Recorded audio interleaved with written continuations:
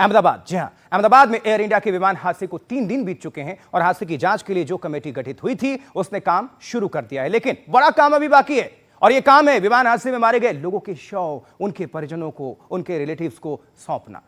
आज पूरे दिन अस्पताल के सिविल अस्पताल में गहमा गहमी रही। सैकड़ों लोग अस्पताल पहुंचे और पार्थिव शरीर के लिए पूछताछ करते रहे, अपनों को तलाशते रहे, ढूंढते रहे कि कब बॉडी मिलेगी। शाम तक अस्पताल प्रशासन ने आंकड़े जारी किए, बताया कि 230 परिवारों से संपर्क किया गया है। कई टीमें मृतकों के परिजनों के संपर्क में हैं। 20 से ज्यादा डेथ सर्टिफिकेट इशू जारी कर दिए गए हैं।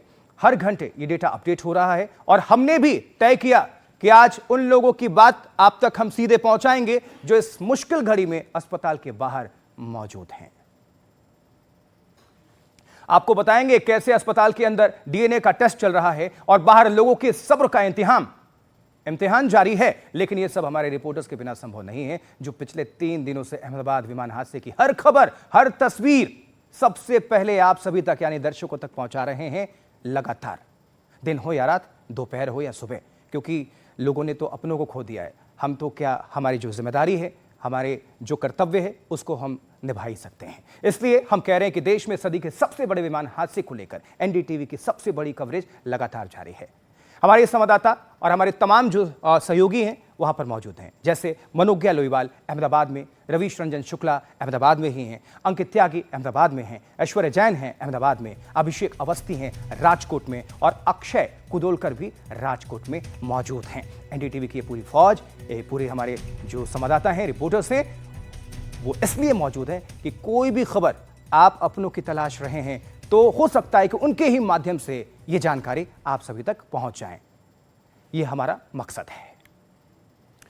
अहमदाबाद का सिविल अस्पताल इस वक्त कई लोगों के लिए सेंटर पॉइंट यानी केंद्र बिंदु बना हुआ है। अस्पताल के एक एक कोने में नया मोर्चरी कॉम्प्लेक्स बना हुआ है। अब देखिए, पार्थिव शरीर लेने के लिए लोग मौजूद हैं, लेकिन ये तभी मिलेगा जब डीएनए सैंपल शव के साथ मैच होगा, यानी मिलान हो जाएगा। अब जरा सोचिए, करीब 250 डेड बॉडीज हैं, इसलिए डीएनए प्रोफाइलिंग में वक्त लग रहा है। हो सकता है आगे 2-3 दिन और भी लग जाए, लेकिन यह भी सही है, एक पूरा सिस्टम इसी काम में लगा हुआ है, डटा हुआ है। 24 घंटे फॉरेंसिक एक्सपर्ट्स हों, डीएनए सैंपलिंग और फिर उसे मैच करने में ये अपना समय लगा रहे हैं। जैसे ही मैच हो जाता है, परिवार को दूसरी फॉर्मेलिटीज के बाद पार्थिव शरीर सौंपे जा रहे हैं। कई परिवार इंतजार में बैठे हैं, आस उम्मीद में बैठे हैं और कुछ तो ऐसे भी बैठे हैं कि कोई चमत्कार हो जाए और जिस घटना को लेकर उनको जानकारी दी गई है और उनके लिए झूठी साबित हो जाए। लेकिन इसे सिर्फ मन को बहलाना ही कहेंगे, क्योंकि ये सब कुछ हो चुका है, घटना घट चुकी है और सच्चाई हम सबके सामने है, इसे स्वीकारना पड़ेगा।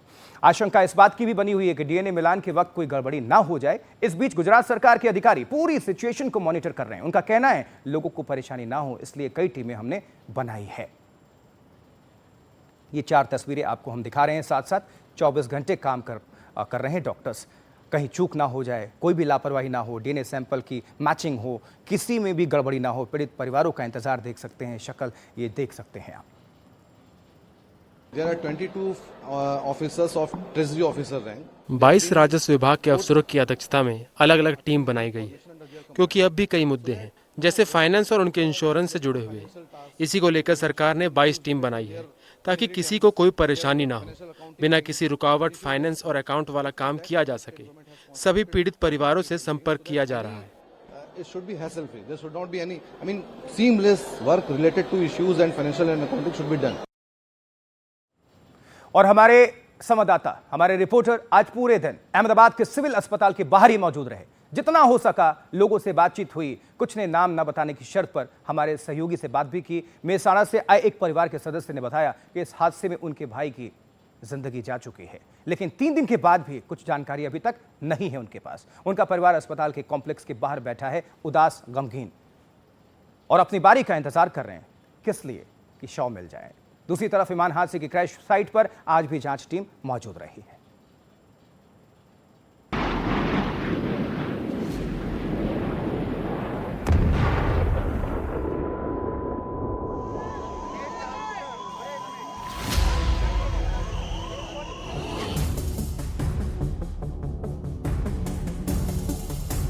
हादसा हो गया, जांच टीम बन गई। हाई पावर्ड कमेटी की मीटिंग शुरू हो गई। मगर अब भी प्लेन क्रैश वाली साइट पर हाई प्रोफाइल विजिट का सिलसिला जारी है। सुबह बोइंग कंपनी के अफसरों की टीम विमान हादसे वाली जगह पहुंची। ऐसा इसलिए भी है क्योंकि सवाल बोइंग कंपनी के विमान को लेकर भी उठ रहे हैं। बोइंग की तरफ से कहा गया है कि वो हर तरह इस जांच में सहयोग करेगी। इस बीच प्रधानमंत्री कार्यालय के अफसर भी अहमदाबाद आए। खुद प्रधानमंत्री के प्रधान सचिव पीके मिश्रा ने हादसे वाली जगह का दौरा किया, फिर अस्पताल भी पहुंचे। पीके मिश्रा इस समय अहमदाबाद आए हुए हैं। अहमदाबाद में गाड़ियों का काफिला है, जहां पर अधिकारियों से, अस्पताल के अधिकारियों से, परिजनों से मिलकर निकले हैं। जिन परिजनों को उनका शव मिला है उसकी पूरी प्रक्रिया की निगरानी करना, ये एक संदेश है न सिर्फ गुजरात को बल्कि पूरे देश को और विश्व से जुड़े हुए वो कई लोगों को जिनके यहाँ पर पार्थिव शरीर रखे हैं, और एक एक करके उन्हें अब अपने परिजनों को दिया जा रहा है। जहां तक डीएनए जांच करने वाली मेडिकल टीम का सवाल है तो उसे लेकर आज कई और बातें क्लियर हो गई। खुद गुजरात के गृह मंत्री हर्ष सांघवी ने प्रेस कॉन्फ्रेंस की और बताया कि फॉरेंसिक टीम दिन रात जुटी हुई है। लोगों से अपील की कि धैर्य बनाए रखें। उच्च अधिकारियों के साथ फॉरेंसिक साइंस लेबोरेटरी में अभी एक बैठक का आयोजन किया गया था, जिसमें खास तौर पे फॉरेंसिक साइंस की पूरे गुजरात की टीम जो पिछले 2 रातों से सोए बिना रात दिन एक करके जल्द से जल्द सभी परिवारों के डीएनए मैच के लिए काम कर रही है। कुल मिला के भारत सरकार से भी बहुत बड़ी संख्या में फॉरेंसिक एक्सपर्ट्स की मदद यहाँ पे भेजी गई है।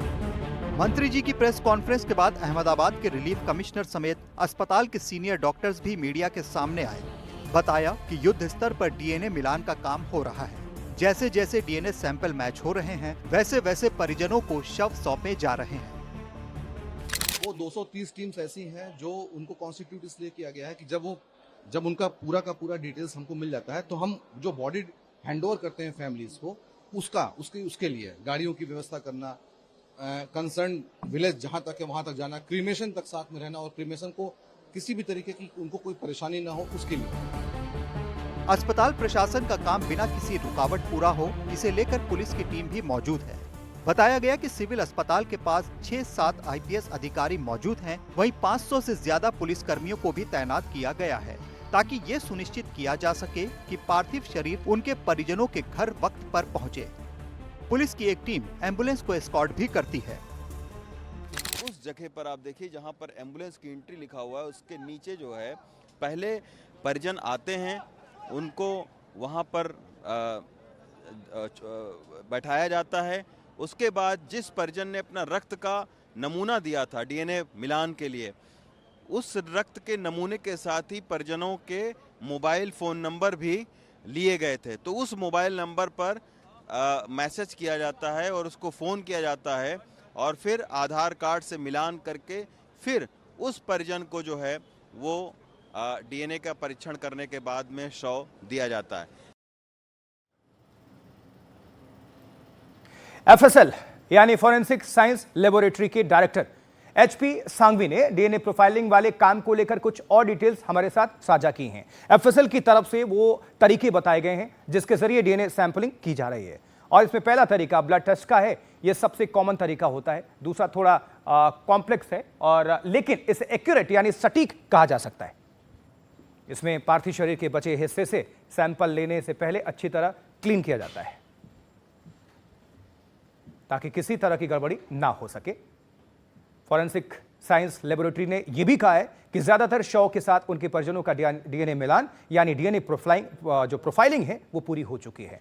इस कार्य को और तेजी दी जा रही है। जो अपनों की आस में बैठे हुए लोग पार्थिव शरीर लेने के लिए, डेड बॉडी लेने के लिए, उनका इंतजार लंबा और ना हो, इसलिए कार्य युद्ध स्तर पर जारी है।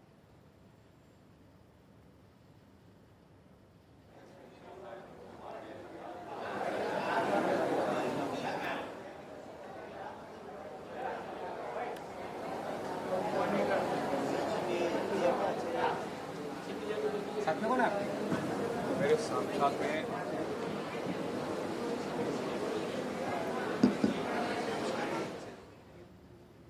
ये तस्वीरें हम जानबूझकर दिखा रहे थे आपको ताकि दर्द जो है क्योंकि वो तो महसूस कर ही रहे हैं। कम से कम हम यहाँ पर जब पहुँचा रहे हैं खबरें तो हमें भी महसूस ये हो रही है, और जब आप बैठ कर ये खबरें देख रहे हैं तो आप थोड़ा सा उनका दर्द महसूस करिए जिन्होंने अपनों को खो दिया है।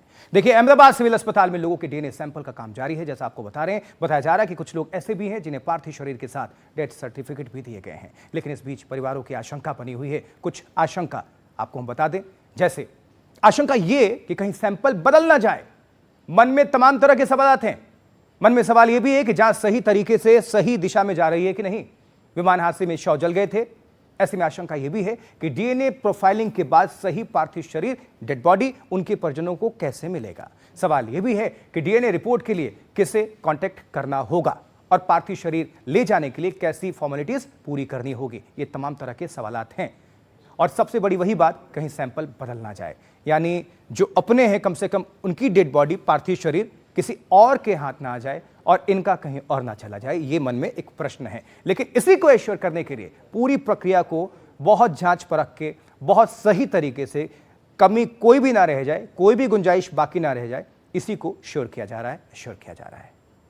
इस बीच आपको बता दें, गुजरात के जो पूर्व मुख्यमंत्री हैं विजय रूपाणी, उनका डीएनए मैच भी हो चुका है। और राज्य के जो गृह मंत्री हैं हर्ष सांघवी, इसकी जानकारी उन्होंने दी। विमान हादसे का शिकार हुए सैकड़ों लोगों के परिजन अभी भी डीएनए मैच होने का इंतजार कर रहे हैं। हालांकि कई लोगों को शव सौंपे जा चुके हैं।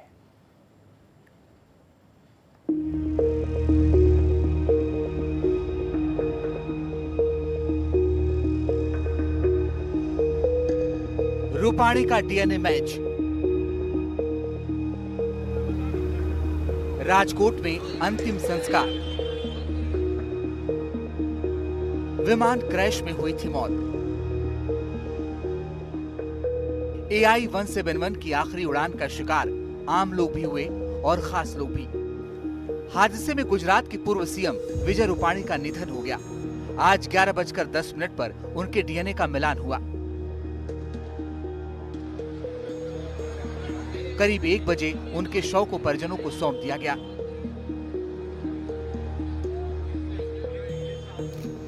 सूबे के गृह मंत्री ने इसकी जानकारी दी।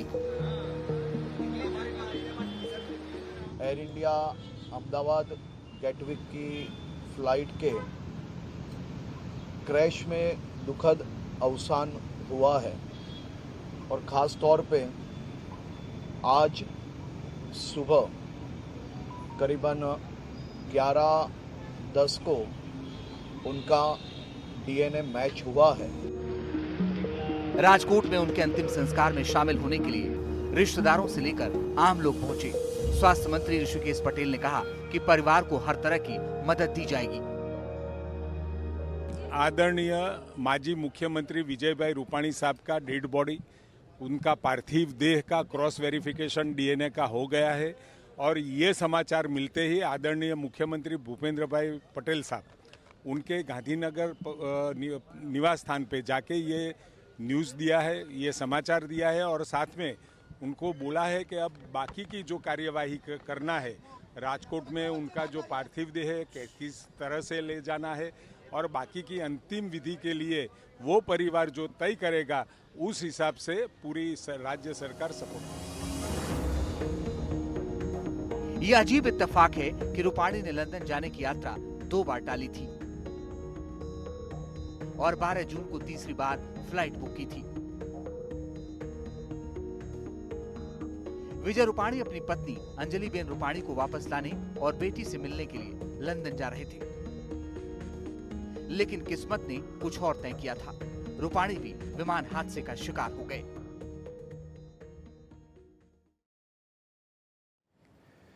जी हाँ, तो देखिए, डीएनए प्रोफाइलिंग करना, वो भी एक साथ 270 से ज्यादा डेड बॉडीज का, शवों का, पार्थिव शरीर का, यह आसान काम नहीं है।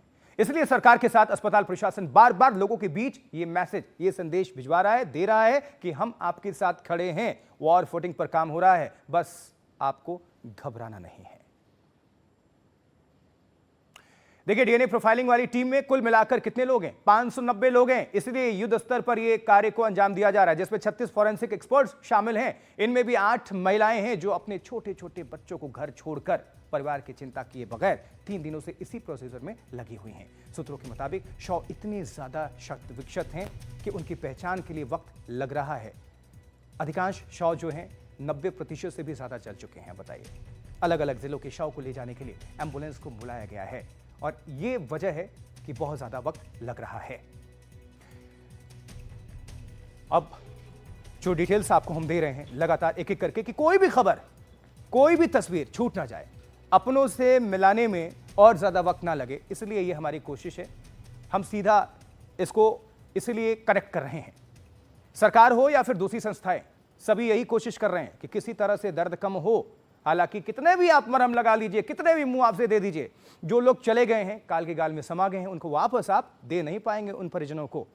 तभी कुछ लोगों को आपने सुना भी होगा कि हम दे देंगे कुछ करोड़ रुपए, अगर इससे आ जाएंगे तो आप ले लीजिए पैसे और हमें दे दीजिए, हमें अपनों को। तो ये दर्द है, दरअसल वो तकलीफ में है, इसलिए उनको बातें कहनी पड़ रही हैं। तो पहले से ही तकलीफ में है लोग और आराम से आएं, अपने परिजनों के शव हासिल करें, अपने होम टाउन लौटें और फिर रीति रिवाज के साथ अंतिम संस्कार कम से कम कर सकें। वो हॉस्पिटल एडमिनिस्ट्रेशन के मैनेजमेंट के बीच कुछ लोगों को शव मिले, घर ले जाकर उनका अंतिम संस्कार उन्होंने किया, लेकिन कोई आज भी इंतजार में बैठा है।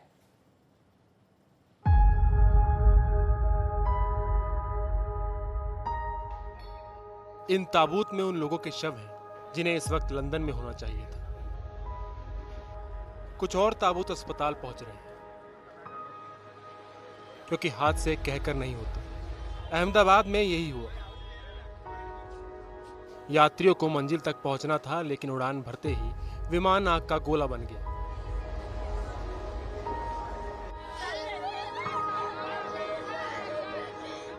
मारे गए लोगों में आनंद जिले का रहने वाला एक परिवार भी था। परवेज, उनकी पत्नी यास्मीन और बेटी जुबेरिया हादसे का शिकार हो गए। रिश्तेदार अस्पताल आए, तलाश जारी है। अभी मेरी भतीजी और मेरा एक आंटी, उनकी 2 बॉडी बाकी, 1 बॉडी मिल गई मेरे भाई की। 2 साल से लंदन रह रहे थे, दांत की ट्रीटमेंट करवाने इधर आए थे 10 दिन के लिए, रिटर्न जा रहे थे। उनकी वाइफ प्रेग्नेंट है, उसके लिए इमरजेंसी उनको 15 तारीख की फ्लाइट थी, तो 12 तारीख को जाना पड़ा। इसी तरह का दर्द 21 साल की खुशबू के परिजनों का भी है। पहली बार लंदन जा रही थी, फ्लाइट ली, सफर अधूरा रह गया। हादसे ने मौत की नींद सुला दिया। अब ताबूत में घर वापस लौटी। पापा आए हैं, लेकिन वो ऐसी स्थिति में नहीं है कि कुछ बोल सके।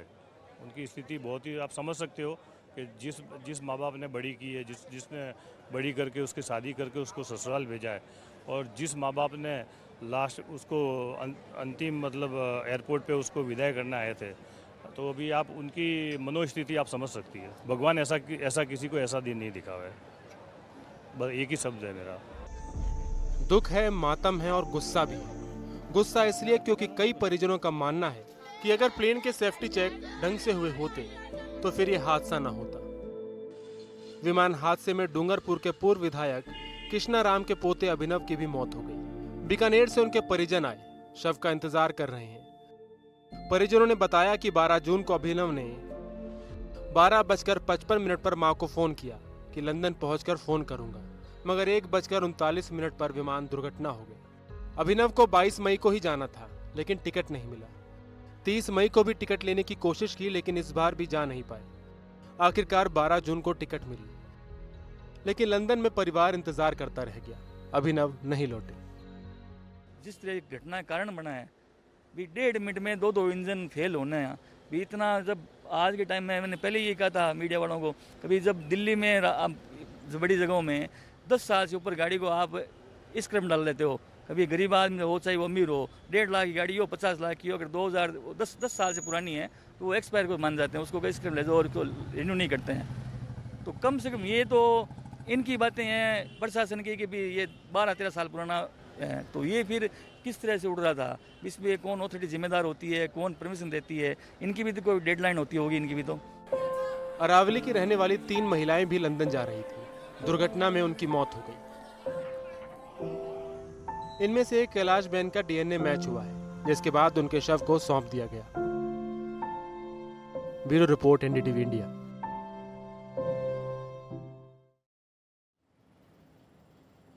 ये दर्द है।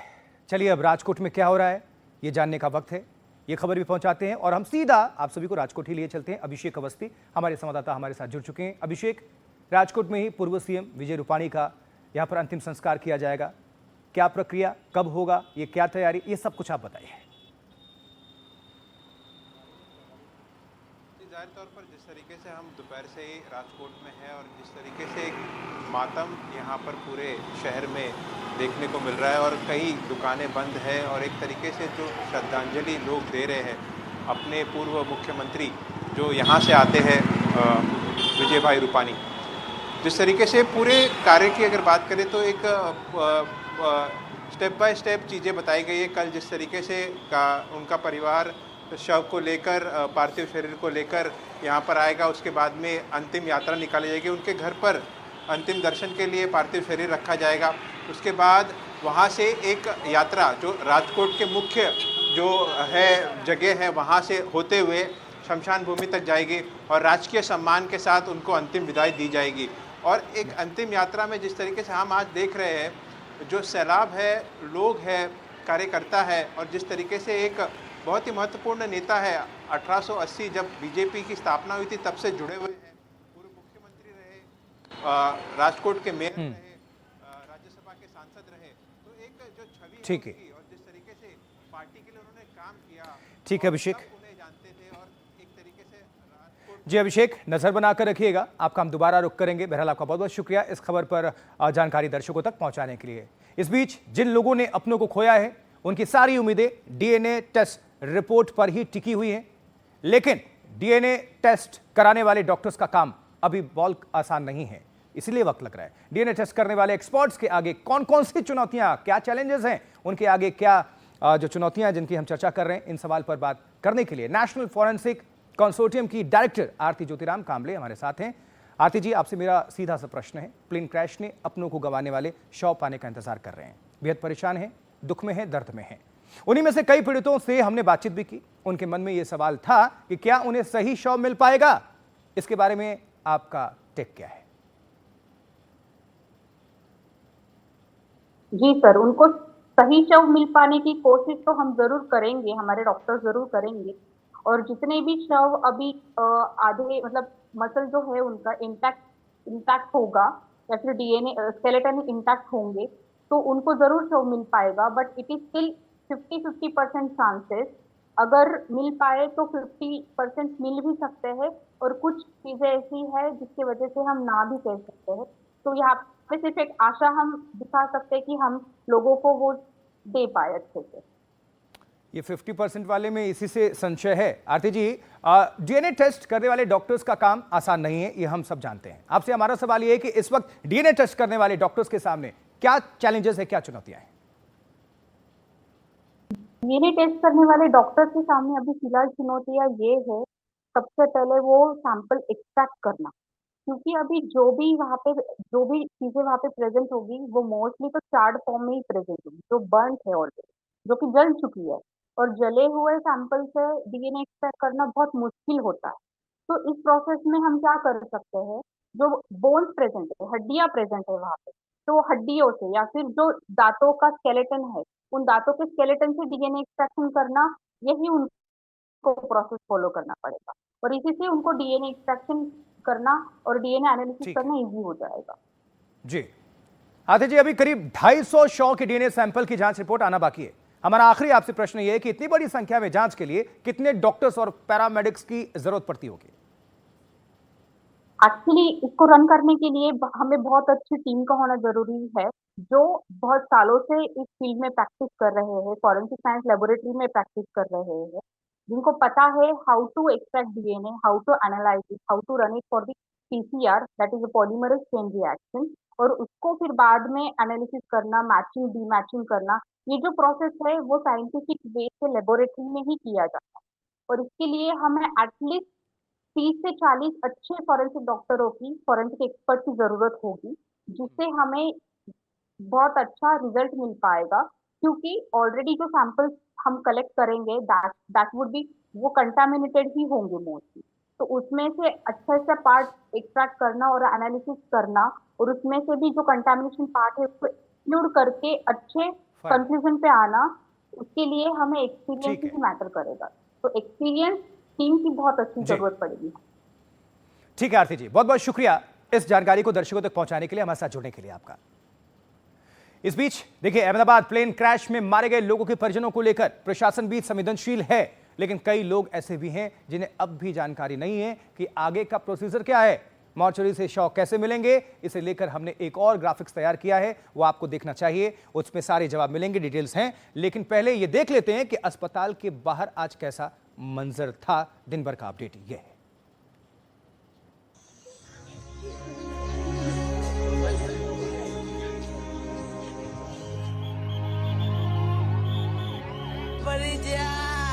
भगवान ये दिन किसी को न दिखाए। ये वो इंतजार है जो खत्म होने का नाम नहीं ले रहा। कोई राजस्थान से आया, कोई लंदन से, तो कई ऐसे हैं जो गुजरात के दूसरे जिलों से अस्पताल पहुंचे। ये वो बदनसीब लोग हैं जिनके अपने अहमदाबाद से लंदन जाने वाली फ्लाइट में सवार तो हुए, लेकिन अब अस्पताल की मॉर्चरी में टोकन नंबर बनकर रह गए। एम्बुलेंस आती है, शव को परिजनों के सुपुर्द किया जाता है और फिर रोते बिलखते लोग अपने घर निकल पड़ते हैं। अहमदाबाद के सिविल अस्पताल के बाहर पूरे दिन इसी तरह की उधेड़-बुन दिखाई दी। परिजनों के आने की शुरुआत हो चुकी है, उन्हें उनके घर पर फ़ोन करके बताया गया है। सभी को ये बताया गया है कि जब उन्हें कॉल आए तभी वो अस्पताल की तरफ का रुख करें। बहुत ही दुखद स्थिति है, खास तौर से उनके लिए जिन्होंने अपनों को खोया है और उसके बाद इंतज़ार कर रहे थे कि कम से कम डीएनए का मिलान हो जाए, उसके बाद पार्थिव शरीर को सौंपा जाए परिजनों को। इस प्रक्रिया में 72 घंटे सामान्य तौर पर लगते हैं, लेकिन क्योंकि कई ऐसे शव हैं जो इतने क्षत विक्षत हैं जिन्हें संभालना, जिन्हें पहचानना बहुत मुश्किल है, इसलिए एक एक शरीर के अंग का डीएनए हो रहा है। सरकार और अस्पताल प्रशासन भी यही बताने की कोशिश कर रहा है कि जो होना था हो गया। अब इत्मीनान रखिए, डीएनए सैंपलिंग की प्रक्रिया को पूरा होने दीजिए। इस प्रोसेस के बाद शव हैंडओवर कर देंगे। पोस्टमार्टम हाउस के बाहर एनडीटीवी रिपोर्टर रवीश रंजन शुक्ला ने सरकार की तैयारियों की डिटेल्स भेजी है। एक बार उसे देख लेंगे तो कहीं भटकने की जरूरत नहीं होगी।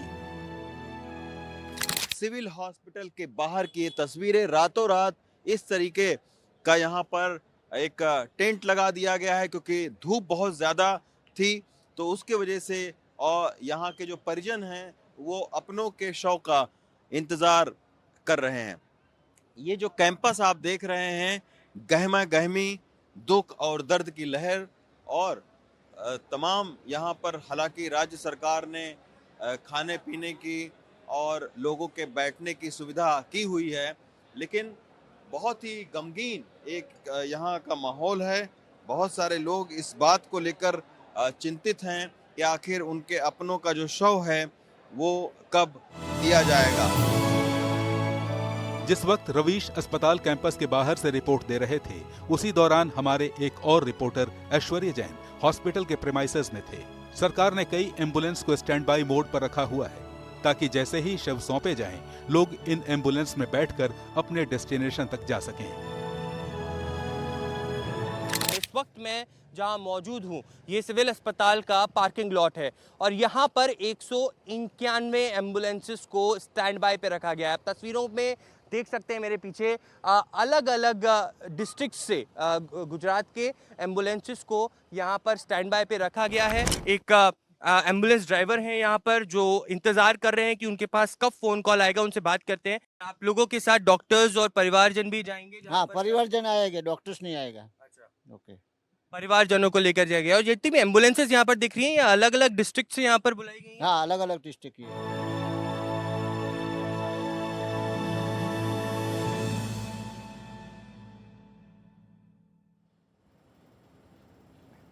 देखिए, अहमदाबाद में जो लोग इस वक्त अस्पताल में हैं, अपनों के शवों के लिए इंतजार कर रहे हैं, उन सबसे हमारी एक अपील है, दरख्वास्त है। हम जानते हैं कि जिन लोगों ने अपनों को खोया है, ये वक्त उनके लिए, उनके परिवार के लिए बेहद मुश्किल है, लेकिन अब तक सही जानकारी नहीं थी, तब तक उनकी तकलीफ और बढ़ सकती थी। इसलिए हम चाहते हैं कि उन्हें इधर उधर ना भटकना पड़े, अब इन ग्राफिक्स को ध्यान से देखिएगा, कुछ आप सभी के लिए डिटेल्स हम दे रहे हैं जिससे कुछ चीजें आसान हो जाएं, क्लियर हो जाएं। परिजनों को कहां सौंपे जा रहे हैं शव? दर्द बेशुमार है, सबको पता है, सब्र की दरकार है। परिजनों को अब कहां सौंपे जा रहे हैं शव? देखिए, सिविल अस्पताल में सौंपे जा रहे हैं, तो कहीं पर भी भटकने की जरूरत नहीं है। पहले आप अहमदाबाद सिविल अस्पताल जाएं। अब शव सौंपने के लिए 1000 लोग यहां पर तैनात हैं, जो ऑथोराइज्ड हैं, ऑथेंटिक हैं, उनसे बात करिए। और जिनके डीएनए सैंपल का मिलान हो गया है, मैच हो गया है, अब उनको डेड बॉडी सौंपी जाएगी और सौंपी जा रही है एक सर्टिफिकेट के साथ, डेथ सर्टिफिकेट के साथ। शव लेने वाले की पहचान पत्र अनिवार्य है, जाइएगा तो लेकर ही जाइएगा। बहुत सारे लोग जा चुके हैं, लेकिन कुछ अभी भी इंतजार में हैं और वहां प्रशासन भी इंतजार कर रहा है, क्योंकि बहुत सारे लोग दूर दराज से थे, कोई विदेश में था। तो आप अपना आधार कार्ड या जो भी पहचान पत्र है, पासपोर्ट, वो लेकर जाइए। अस्पताल पीड़ित परिवारों से संपर्क कर रहा है और अभी भी लगातार वो आगे बढ़ा रहा है इस प्रक्रिया को। कानूनी दस्तावेजों की फाइल तैयार करेगा अस्पताल, क्योंकि ये भी जरूरी है। मान लीजिए कि अभी किसी को दे दिया, फिर क्लेम कर दिया, फिर क्या होगा? उनकी भी जवाबदेही है। पोस्टमार्टम रिपोर्ट, मृत्यु प्रमाण पत्र, ये हॉस्पिटल आपको देगा। अब इसके लिए आपको बता दें, जो सिविल अस्पताल के फोन नंबर से नजर डालिएगा, ये लिख लीजिए, नोट कर लीजिए, फोन सबके पास है, एक क्लिक कर लीजिए, आसान होगा।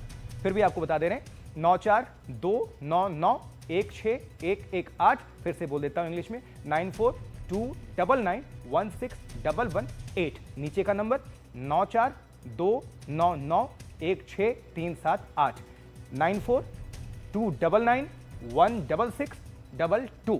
क्लिक कर दीजिए।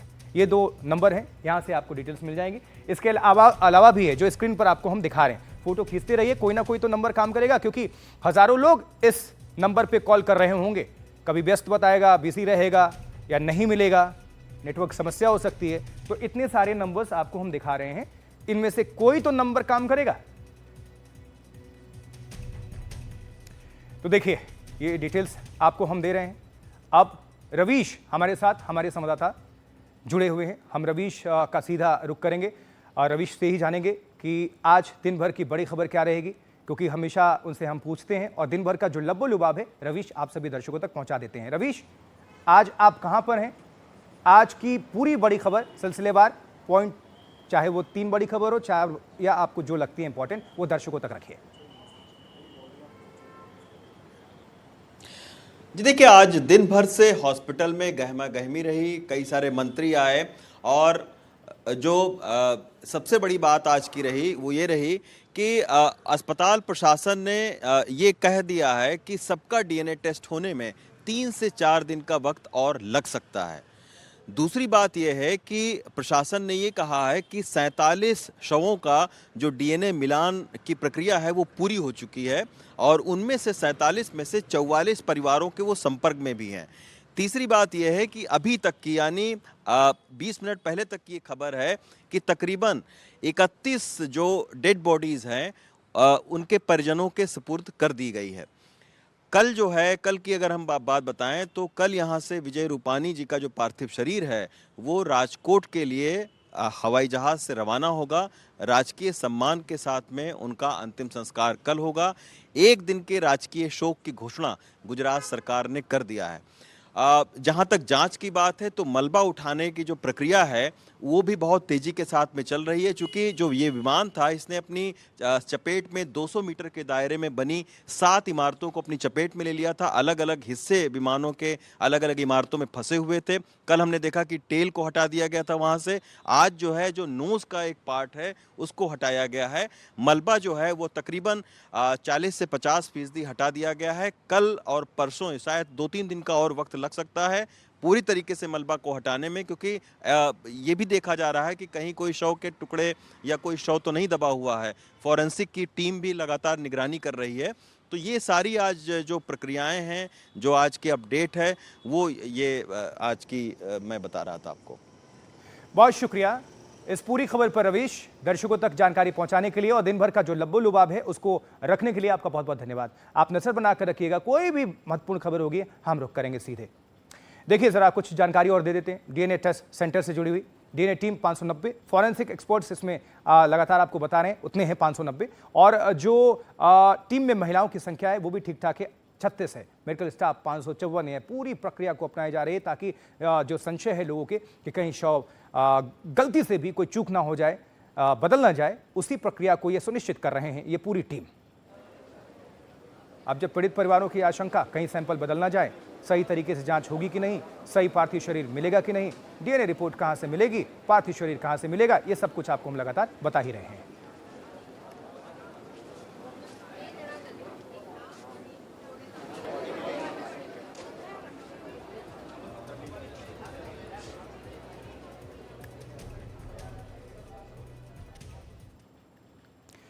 तो दुख की इस घड़ी में सिर्फ सरकार और प्रशासन ने नहीं बल्कि पूरा समाज पीड़ितों का दर्द साझा कर रहा है, यूं कह लीजिए पूरा देश।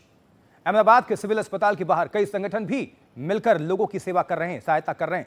आरएसएस और बजरंग दल के कार्यकर्ता भी वहां पर मुस्तैद हैं। गर्मी के मौसम में हुए इस हादसे ने लोगों की परेशानी और बढ़ा दी है, और लेकिन ये संगठन लोगों के बीच पानी बांट रहा है, जिसकी जैसे मदद बन पड़ रही है ये लोग कर रहे हैं। आरएसएस सिर्फ राष्ट्रभक्ति से ओतप्रोत संगठन का नाम नहीं है, ये मुश्किल की हर घड़ी में समाज के साथ खड़ा नजर आने वाला संगठन भी है। इस संगठन ने पहले विमान हादसे की जगह राहत कार्य किया, अब यही संगठन अस्पताल के बाहर लोगों की सेवा में जुट गया है। पिछले 3 दिनों के अंदर इनके कार्यकर्ता लोगों के बीच 1 लाख लीटर से ज्यादा पानी बांट चुके हैं। तापमान जब पार कर चुका है 40 से 45 डिग्री सेल्सियस और आपको महसूस करता है 50 डिग्री से ज़्यादा, तो उस समय लगातार यहाँ पर स्वयंसेवक बहुत सारे यहाँ कार्यरत हैं, जिन्हें संघ की तरफ से यहाँ पर लगातार कार्यरत हैं।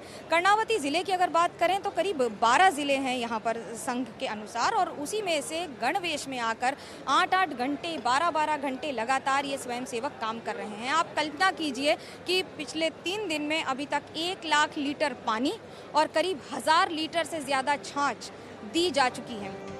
मानवता की सेवा करने के लिए बजरंग दल के कार्यकर्ता भी सक्रिय नजर आ रहे हैं। संगठन के लोगों ने यहाँ कैंप लगाया है और लोगों की सेवा कर रहे हैं। एक काउंटर अगर यहाँ है तो दूसरा काउंटर वहाँ पर बजरंग दल ने लगा रखा है, जहाँ पर पानी की सुविधा दी जा रही है और लगातार मेहनत कर रहे हैं। ये सिर्फ समाज के लिए है, ये उन लोगों के लिए है जो इस समय पीड़ित हैं, जिन्हें ये पता है कि उनके साथ जो हुआ है वो किसी भी सामान्य व्यक्ति के साथ ना हो। ये सारी तैयारियां उसी तरह से हैं, लेकिन जो समाज के धागे हैं और जो लोग आकर यहाँ पर लगातार काम कर रहे हैं, उनके लिए आपको ये समझना ज़रूरी है कि किस तरह से मानसिक स्थिति होती है लोगों की। मौके पर आरएसएस की राष्ट्रीय सेविका समिति की महिला सदस्य भी मौजूद हैं, जो पीड़ित के परिजनों की काउंसलिंग भी कर रही हैं। लोगों की बातें सुनकर इनका भी दिल दहल जाता है, लेकिन फिर भी ये लोगों को हौसला देने का काम कर रही हैं। अचानक से ये क्या होगा, एकदम से ब्लैंक हो गई है।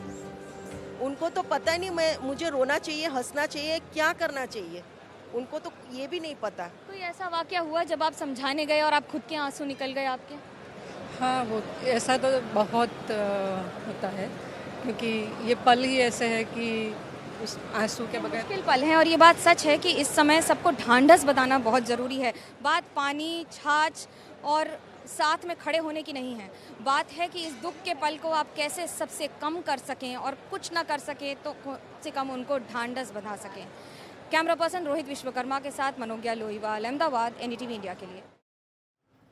और दर्द को समझते हुए कोई भी अगर मदद कर दे वो अपना होता है। देखिए 12 जून को एयर इंडिया के प्लेन क्रैश में कई घरों के चिराग बुझ गए, दीपक बुझ गए, परिवार की सारी खुशियां बिखरती गईं।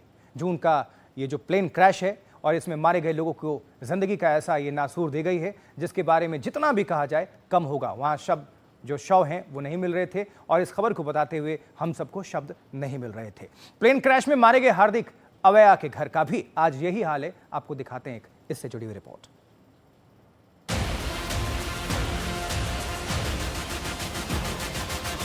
कभी ये भीड़ उन खुशियों के लिए जमा हुई थी जब इस घर का लाडला लंदन पढ़ाई के लिए गया था। कभी ये भीड़ उन खुशियों के लिए जमा हुई थी जब इस घर का लाडला अपने घर आया।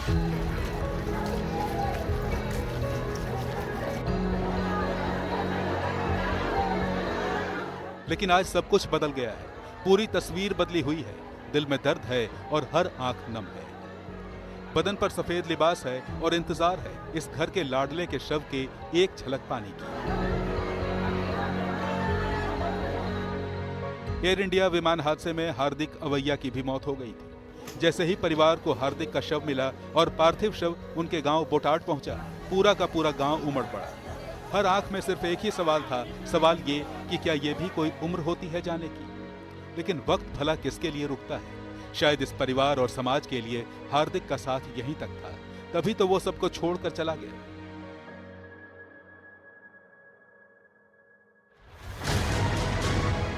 हार्दिक की मौत से पूरे गांव में कोहराम मच गया है। उनके परिवार का रो रो कर बुरा हाल है। हार्दिक की शव यात्रा में पूरा गांव एक था, पूरा समाज एक था। आगे आगे हार्दिक का पार्थिव शरीर और पीछे पीछे गाड़ियों में बैठा पूरा गांव। हार्दिक के पिता किसान हैं।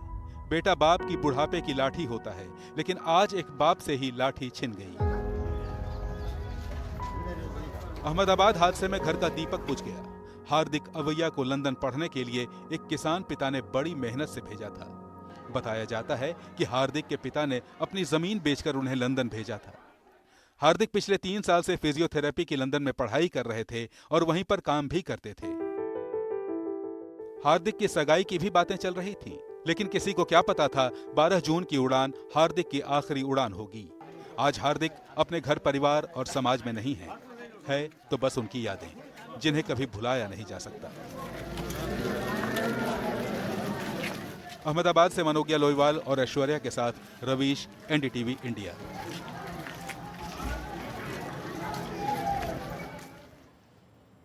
तो अब जैसे जैसे धीरे धीरे दिन बीत रहे हैं, वैसे वैसे और जो कहानियां हैं और जो सच्चाई है वो सब कुछ सामने आ रही हैं। और एक एक जो कहते हैं ना मार्मिक स्टोरी, जैसे वर्दीचंद मिनारिया 49 साल के थे। वो लंदन में कुक का काम करते थे और अपने दोस्त प्रकाश मिनारिया के साथ लंदन जा रहे थे, लेकिन उनका शव उनके गांव पहुंचा। राजस्थान में उदयपुर के रहने वाले मिनारिया का शव जैसे ही उनके आवास पर पहुंचा, माहौल बेहद गमगीन हो गया। घर वालों का रो रो कर बुरा हाल है, हर आंख नम है। दिखाते हैं आपको। सुनसान गलियों से होते हुए जैसे ही ये एम्बुलेंस वर्दीचंद मिनारिया का ताबूत लेकर उनके गांव रुंडेड़ा पहुंची, वहां मौजूद सैकड़ों लोगों की आंखें नम हो गईं।